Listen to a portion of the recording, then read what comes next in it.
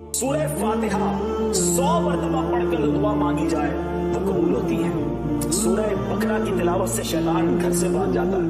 आयतल कुर्सी पढ़ने से मोहताजी दूर होती है। सूरह कहफ को हमेशा पढ़ने वाला दज्जाल के फितरों से महफूज रहेगा। वालिदैन की कब्र पर हर जुम्मा सूरह यासीन की तिलावत करने से उसके हुरूफ की तादाद के बराबर उनके गुनाह बख्श दिए जाते हैं। सूरह अद-दुखान पढ़ने से मुश्किल दूर होती है। जो करीबुल मर्ग हो उस पर सूरह जासिया का दम करने से खात्मा बिल खैर होता है। सूरह हुजरात का पढ़ना और दम करके पीना घर में खैर और बरकत के लिए मुफीद है। सूरह काफ पढ़ने से जो बाग होते हैं उनके फलों में कसरत होती है। सुभान अल्लाह। सूरह रहमान 11 बार पढ़ने से तमाम मकासद पूरे होते हैं। सूरह वाक़िया जो शख्स रोजाना पढ़ेगा उसे कभी फाका ना होगा। सूरह मुल्क को हर रात पढ़ने वाला अज़ाब कब्र से महफूज रहेगा।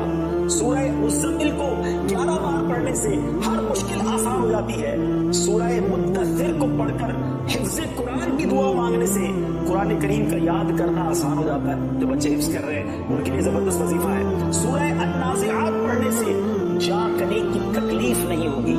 सूरह दुहा पढ़ने से भागा हुआ आदमी वापस आ जाएगा। सूरह अलम नशराह को जिस माल पर पढ़ दिया जाए उसमें खूब बरकत होती है। सूरह तीन जो है 3 मरतबा पढ़ने से अखलाक और किरदार बेहतर होते हैं। सूरह अलक में जुनून के दर्द का इलाज है। सूरह कदर जो सुबह शाम पढ़े अल्लाह अज़्ज़ व जल्ल उसकी इज्जत बढ़ा देगा।